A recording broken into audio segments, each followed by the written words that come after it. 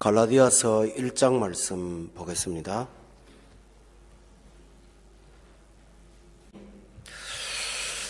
우리가 신앙생활을 끝까지 완주하는 경우를 가리켜서 바울 사도는 달려갈 길을 마치고 선한 싸움을 싸우는 것이라고 표현을 했어요.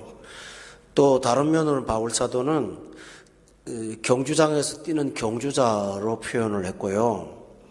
그 경주는 단순한 코스가 아니라 장애물 경기라는 사실을 가르쳐 주었습니다.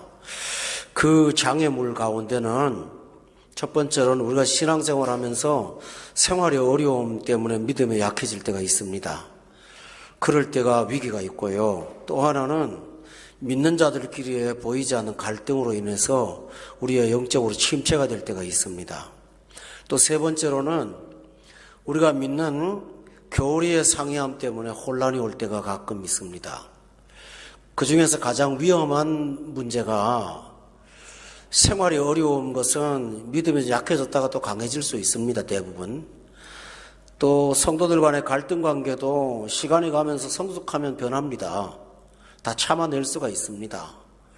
그런데 이 복음의 변질을 받아들이면 그때는 굉장히 큰 위기가 옵니다.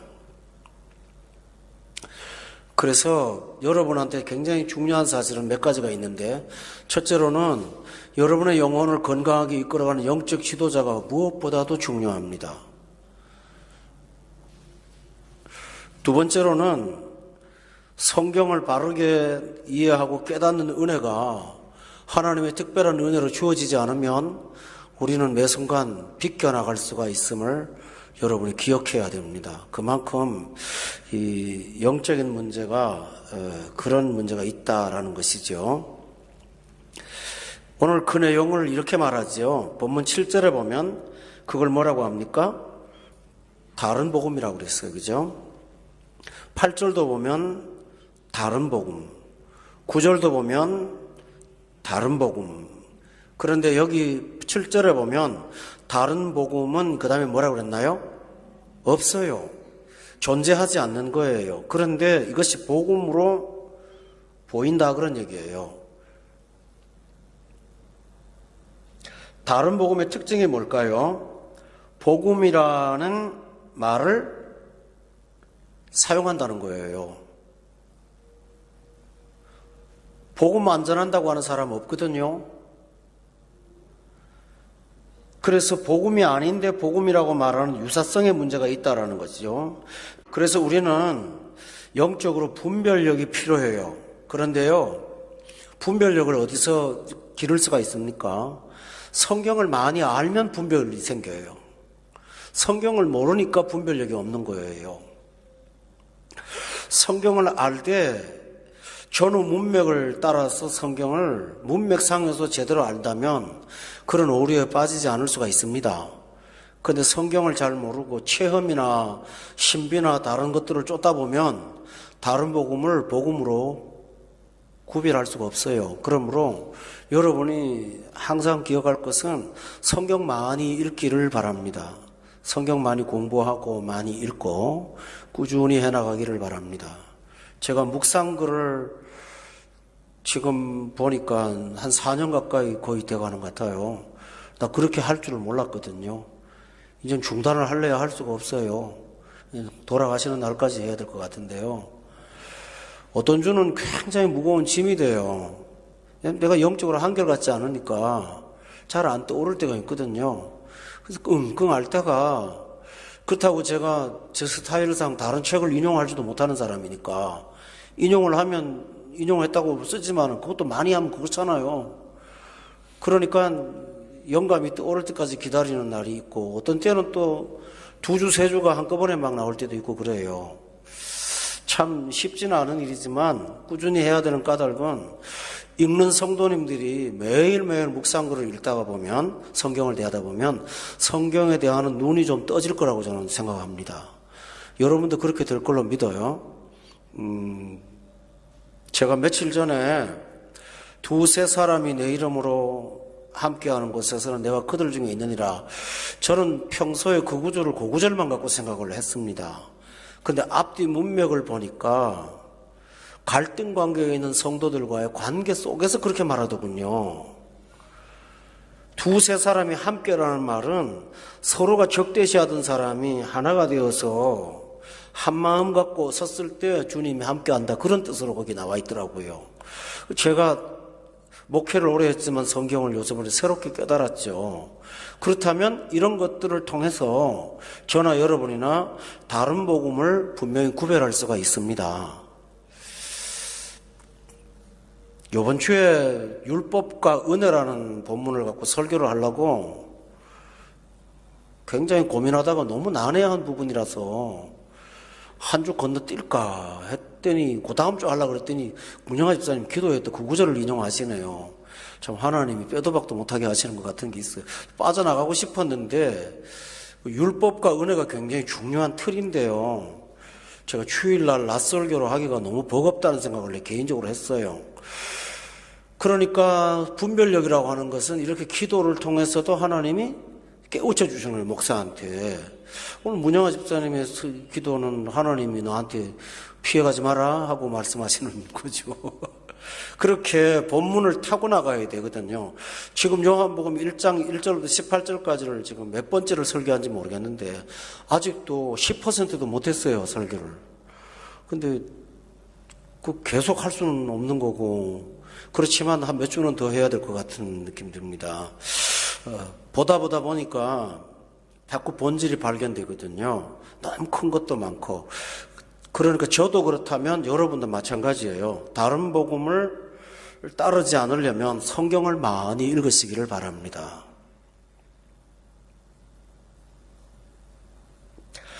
특별히 다른 복음을 가진 사람들의 특징이 뭐냐 하면요, 10절에 한번 보세요. 사람에게 좋게 하는 게 다른 복음의 특징이에요. 특별히 여러분 성경 말씀은 일반론적으로 기록되어 있거든요. 너 하고 말씀하시는 구절이 별로 없어요. 그냥 우리가 보편적인 진리를 나한테 개인적으로 말씀 듣고 적용하는 거잖아요. 그런데 다른 복음의 특징은요, 하나님이 너한테 말했어라고 하는 것으로 나한테 주는 계시처럼 다가올 때가 많아요. 당신 보니까 요새 사업이 어려운 것 같아. 깜짝 놀라죠. 나 어떻게 하냐고요. 한 50대 중반 되는 분한테 당신 질병이 있는 것 같아요. 그럼 깜짝 놀라죠. 나 어떻게 하냐고요. 50대 중반은 병 다 있습니다. 근데 그렇게 말하면 그냥 꼴딱 속아요. 당신 외로운 것 같아 딱 말하잖아요. 세상 대한민국 사람 중에 외로운 사람 아닌 사람 없거든요. 깜짝 놀라거든요. 사람이 외롭다 그러면 그냥 그렇지 하거든요. 너 외롭다 그러면 꽉 놀라거든요. 요게 바로 다른 복음의 특징이에요. 쪽집게처럼 집어넣는 거 있잖아요. 하나님은 우리에게 지각을 주셔서 성경을 분별하여 내 것으로 적용하도록 하시지, 골목사야 하고 소리 지르거나 그렇게 하지 않으세요. 근데 다른 복음은 1대1의 복음을 만들고 내가 너를 알아라는 식으로 말하면서 꼼짝 못하게 만드는 무서운 사탄의 수법이 있습니다, 여러분. 그런 사람으로 접근하면 지극히 경계하시기를 바랍니다. 너무 와닿는 거거든요. 그 다음 코스는 뻔합니다. 그 사람 종되는 거예요. 시키는 대로 하는 거죠. 카톡 열어가고 말하기도 시작하다가 하라는 대로 하면서 슬슬슬 빠져들죠. 이게 다른 복음입니다. 사람한테 어필한다고요. 그 다른 복음의 특징은 나에 대해서 관심을 갖게 만들어요. 참 복음은 하나님에 대해서 관심 갖게 만들어요. 이 차이예요. 우리는 하나님 이야기 들어왔지 내 해석을, 나에 대한 해석 들으러 오는 게 아니거든요. 우리는 죄인임에도 불구하지만 죄인이라는 사실을 깨닫는 거지 나에 대한 얘기가 아니에요. 따라서 여러분, 복음은 예수 그리스도의 일이라는 사실을 믿으십시오. 복음은 나한테 적절한 얘기가 아니에요. 정말 중요한 것은 복음은 그분이 하신 일이에요. 이것이 주님의 일이라는 사실을 기억하고 한시도 복음에서 멀어지지 않기를 바랍니다. 한국 가면 아주 갖가지 유혹들이 많을 거예요. 두바이에서 모처럼 찾아온 사람하고 모른 척하고 여러분 여기서 외국에 온 사람이 있는데 그러면 꽉 하나님이 오늘 나한테 음성을 들려주시는구나. 쏙지 마세요. 복음은 그러지 않아요. 무당입니까? 복음은 그렇지 않아요.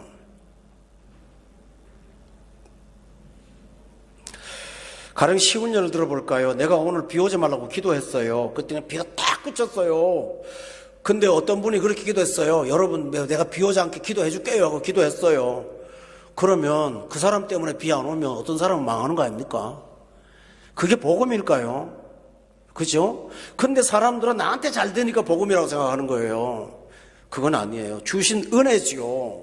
복음하고는 달라요.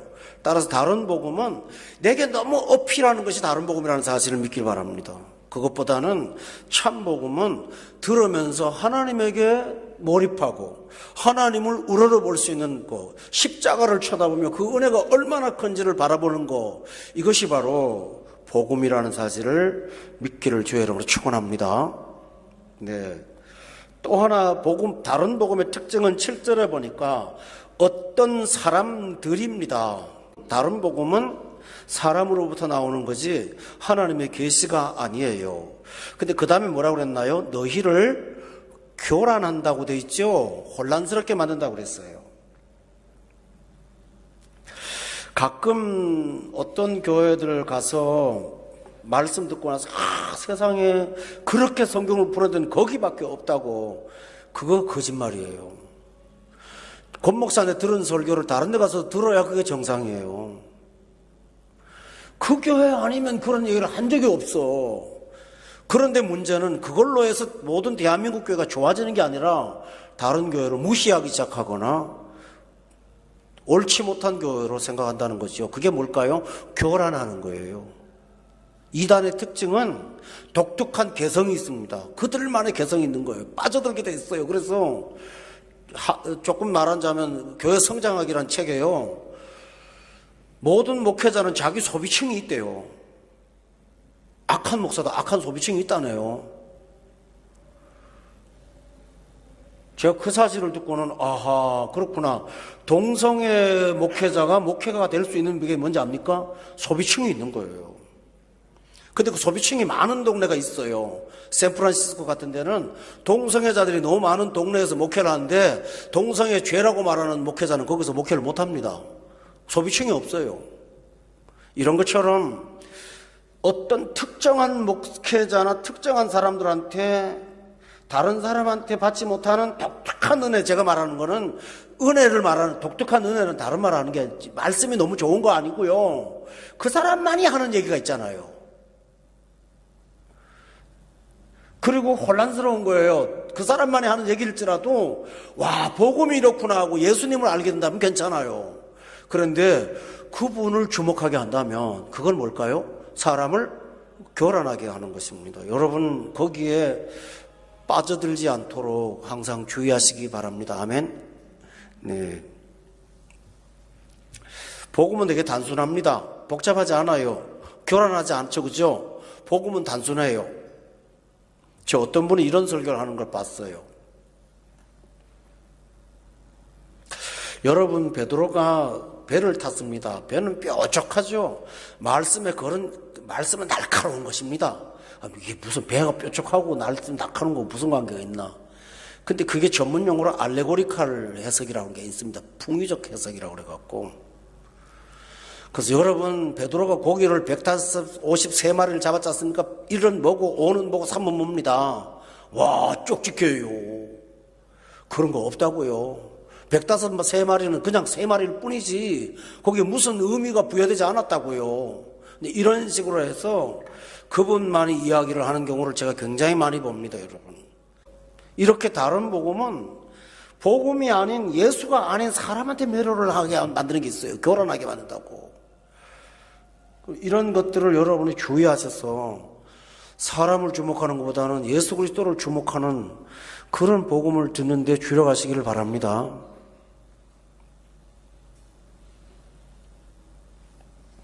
또 6절에 보세요. 다른 복음의 특징이 뭐냐면, 다 같이 읽어봅시다. 시작.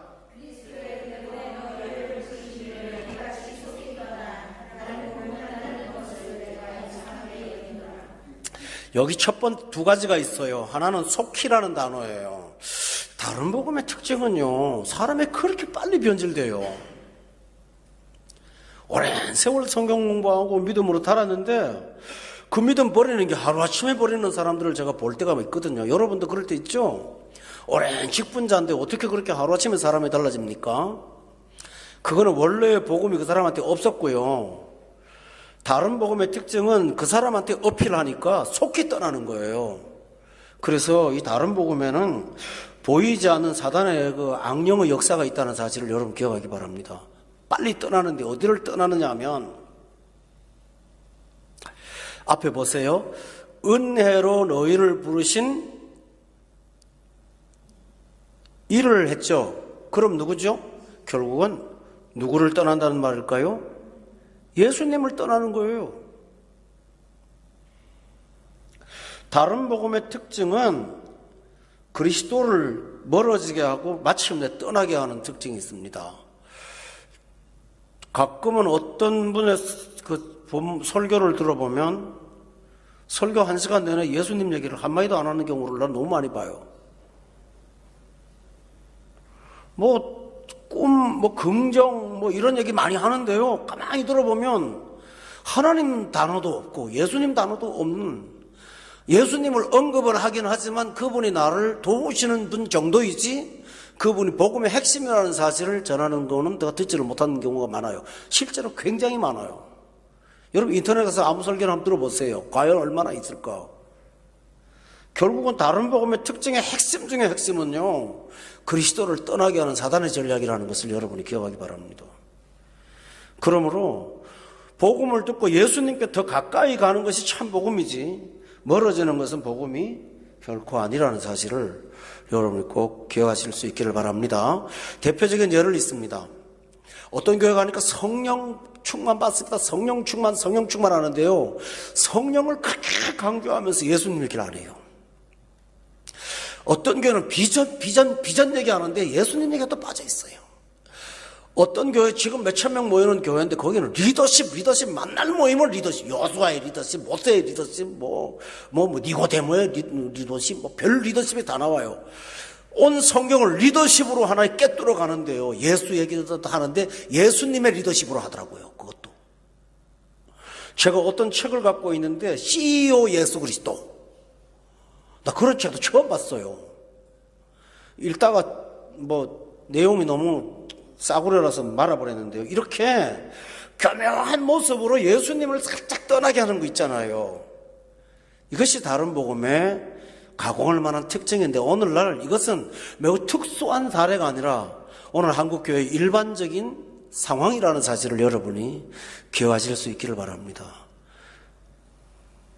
이 휴가 기간 동안이나 어디 가든지 복음을 제대로 듣고 오시기를 주의 이름으로 축원합니다. 그러므로 이 다른 복음에 대해서 여러분이 경계하시길 바라고요. 또 하나 중요한 사실은, 그럼 참복음은 어떤 걸까요? 참복음은 지난 시간에도 말씀드렸지만 다시 얘기합시다. 4절을 한번 보세요. 참복음은 그리스도께서 하신 일이에요. 그분이 하신 일을 주목하는 거예요. 제가 지난 2주 전에 율법과 은혜라는 내용을 연구를 하면서 너무너무 은혜를 받아서 저 혼자요. 그러면서 제가 나중에 말씀드리겠습니다만 한 가지를 발견하고는 무릎을 꿇었어요. 율법은 모세로 말미암아 온 것이요 돼 있잖아요. 근데 율법은 다른 사람을 통해서도 올 수가 있습니다. 왜냐하면 통로일 뿐이니까요. 근데 은혜와 진리는 예수 그리스도만이 주실 수 있습니다. 왠지 아세요? 그분만이 은혜의 통로가 아니라 그분만이 은혜이십니다. 모세는 전달자에 불과하지만 예수 그리스도는 그것을 이루시는 성취자이십니다. 그러니까 율법과 은혜의 차이가 이렇게 큰 차이가 있구나. 율법은 전달된 것이고 은혜는 직접 당신이 사람으로 오셔서 죽으신 것이라는 사실을 보면서 복음이라고 하는 것은 바로 뭡니까? 전달된 것이 아니라 그분이 하신 일입니다. 그리스도께서. 그러므로 참복음의 특징은 언제나 예수 중심이십니다. 예수와 십자가 중심이십니다. 두 번째로는 참복음의 특징은 여기 보세요. 건짐입니다. 4절에 보니까 악한 세대에서 우리를 건진다. 다른 말은 구원입니다. 그렇죠? 참복음은 구원이 들어있지 이 세상을 잘 사는 비결을 가르쳐주는 게 아닙니다. 참복음은 우리를 영원토록 이 악한 세대에서 건져주시는 것입니다. 그런데 참복음의 특징은 무조건 건지는 것이 아니라 세 번째로 참복음의 특징은 그 건짐이 우리 죄를 대속하는 것이 건짐이라는 것입니다. 따라서 복음에는 죄라는 단어가 반드시 용어가 언급됩니다. 우리 죄를 대속하기 위하여. 그 다음에 네 번째로 중요한 사실은 뭘까요? 복음은 당신의 몸을 주신 것이 복음입니다. 복음은 이론이나 사상이 아니고 주님이 내 몸을, 당신의 몸을 주셨어요. 이 사실을 우리가 복음으로 받아들입니다. 그렇다면 이거 다 잘 아는 내용이라서요. 우리가 넘어가고요. 복음의 증거는 뭘까요? 본문 15절에 한번 보세요. 다 같이 한번 읽어봅시다. 15절 시작.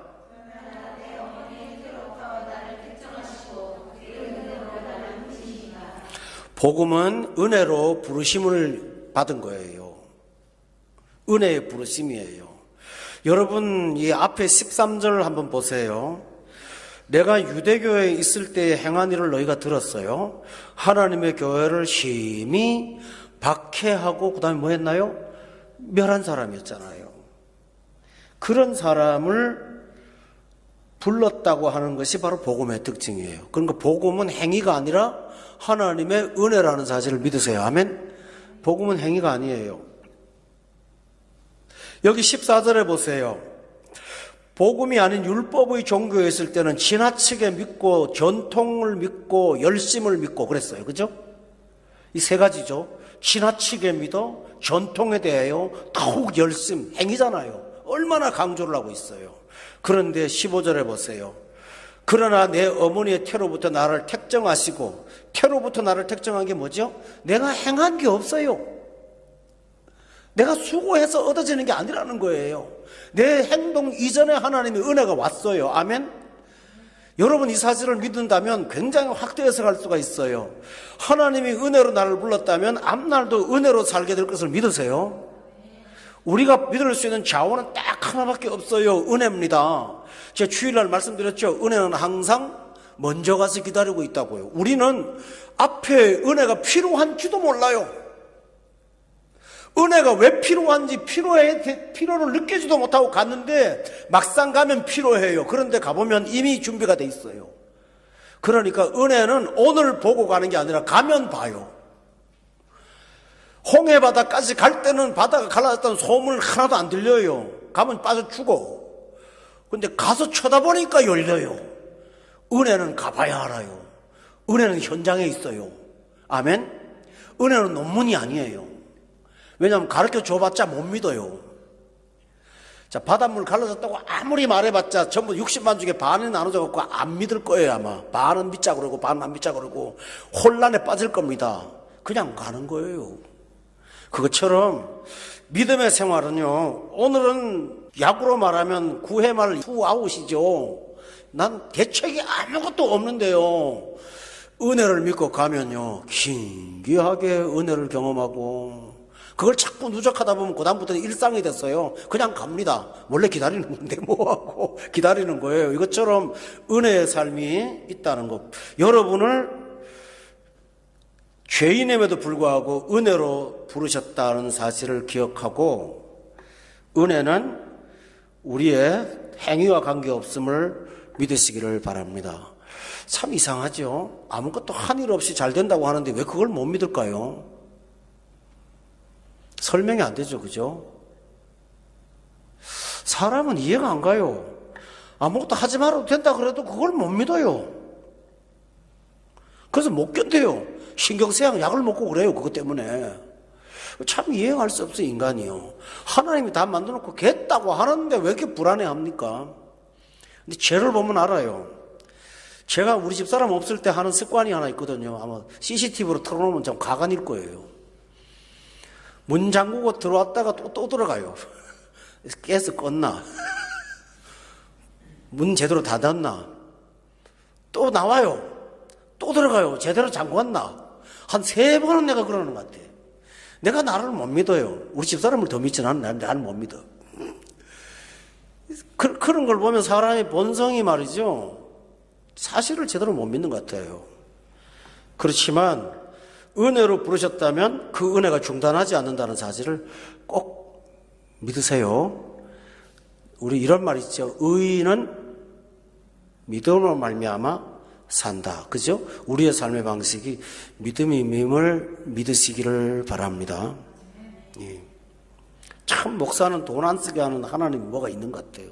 우리 집사람 요번에 좀 제대로 써보려고 그것도 카타르에서 받은 거 좀 있잖아요. 근데 평생 없던 돈 생겼는데 이거 줬어요. 갔는데 우리 집사람이 돈 안 쓰고 왔네요.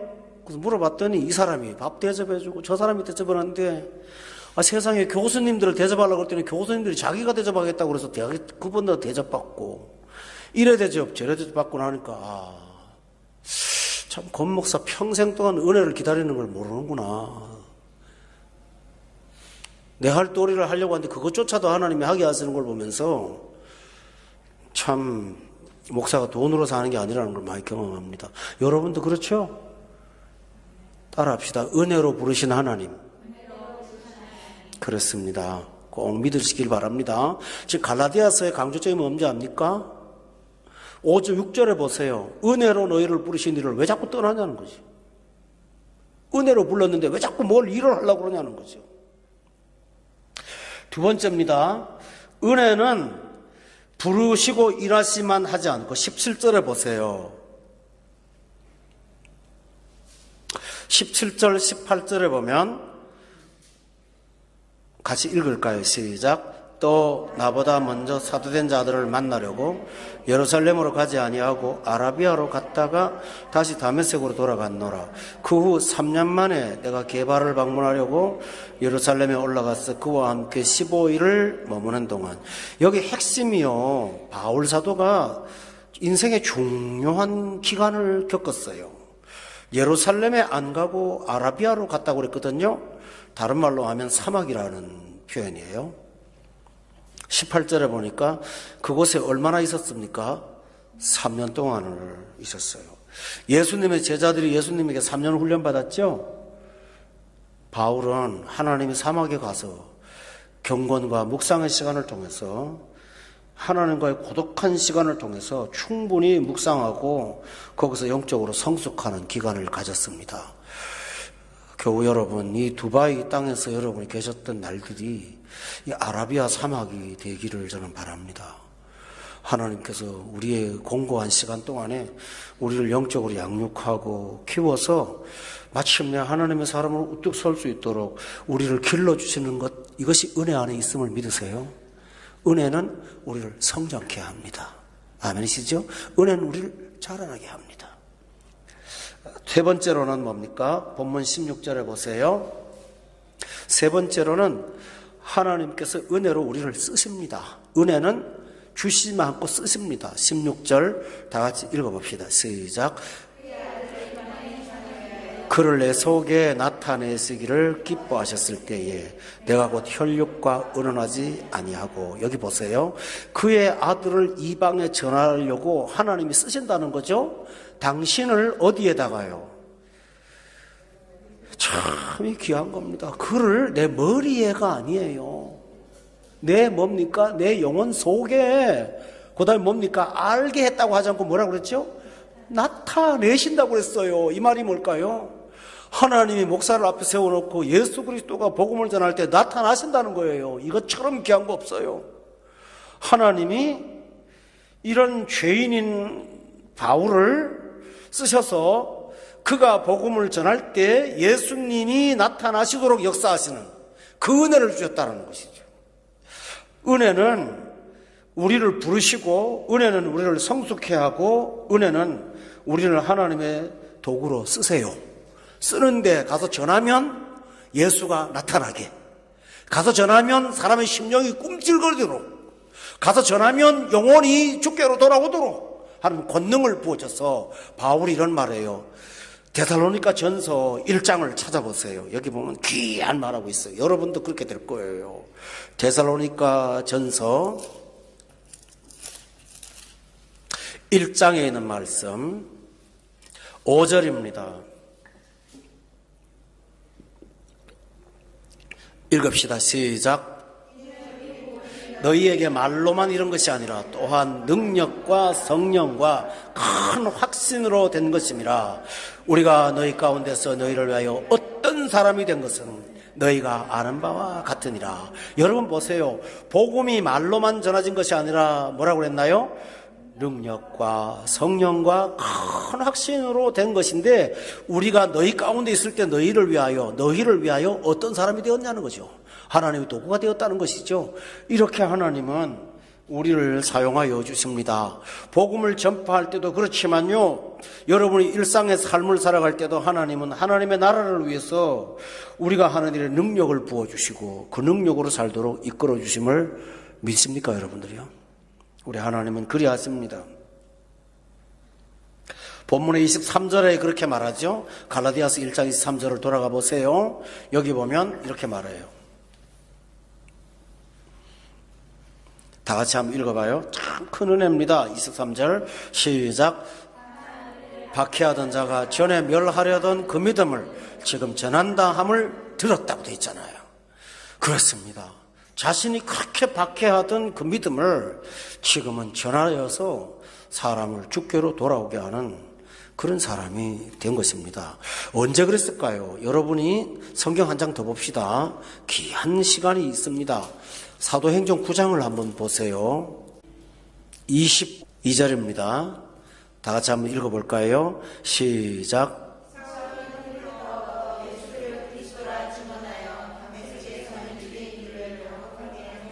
힘을 얻으라는 말이 나오죠.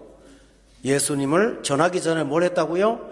힘을 얻어서 다메섹에 사는 유대인들을 당혹하게 했다. 다른 본문에 보면 굴복하게 했다. 이렇게 복음이 그를 통해서 전파가 된 것입니다. 성도 여러분, 이것을 통해서 우리가 하나님이 얼마나 강하게 쓰고 있는가 하는 사실을 깨달을 수 있어요. 다시 한번 정리할게요. 은혜는 우리를 불렀어요. 그죠? 또요. 복음의 특징이죠. 은혜는 우리를 잘하게 해요. 세 번째로는요, 은혜는 우리를 하나님의 능력자로 쓰세요. 그리고 마지막으로 본문을 전하고 마치겠습니다. 은혜는 열매가 꼭 있어요. 복음은 열매가 있어요. 다른 복음은 사람을 교란하는 것밖에 없습니다. 그런데 참 복음은 10절에 보세요. 10절에 보면 참 복음의 특징은 아까 사람들에게 좋게 한 게 다른 복음이었죠. 참 복음의 특징이 뭔지 아세요? 하나님을 좋게 하는 거예요. 하나님을 기쁘시게 하는 거예요. 두 번째로 참 복음의 특징은 24절에 나와요. 나로 말미암아 하나님께 영광 돌려요. 다른 복음은 그 소리 듣고 아우 저 사람 괜찮은데 그 사람 쳐다봐요. 그런데 참 복음은 오히려 나 때문에 하나님께 영광 돌린다. 그 설교 듣고 하나님께 영광 돌리고 그 말씀 듣고 하나님께 영광 돌리는 것이 바로 복음의 열매라고 했어요. 성도 여러분, 결정적인 복음의 열매가 누굴까요? 바로 우리 자신이죠. 그죠? 다른 데 찾을 것도 없어요. 나 같은 사람 복음이 아니면 내가 바뀌었을까요? 그렇습니다. 여러분 돌아보세요. 이 지난 날을 보세요. 우리가 어떤 말로 여러분이 설득을 당하실 분들입니까? 그렇죠? 그런데 하나님이 설득이 아니라 나를 무너뜨리셨습니다. 죽이셨습니다. 그리고 다시 태어나게 했습니다. 지금은 복음이라면 목을 맵니다. 우리는 거기에 살고 있으면 논란, 변론 다 버렸습니다. 그렇잖아요? 바로 누굽니까? 복음의 열매가 우리입니다. 우리. 그죠? 고3 때 우리 어머니 속썩였던 이 못난 고놈이가 여기서 복음을 전할 줄 누가 알았겠습니까? 우리 애들도 가끔 속썩이를 보면 권 목사 옛날에 저래서 저래 하고 내가 그럴 때 많아요. 그렇지만 이런 사람도 바뀌더라고요. 그게 복음이에요. 여러분에게 이 복음의 열매가 살아있음을 믿고요. 참 복음을 갖고 늘 기뻐하며 사시는 성도님들 다 되셔서 은혜가 충만하시기를 예수 이름으로 축원합니다. 기도하겠습니다.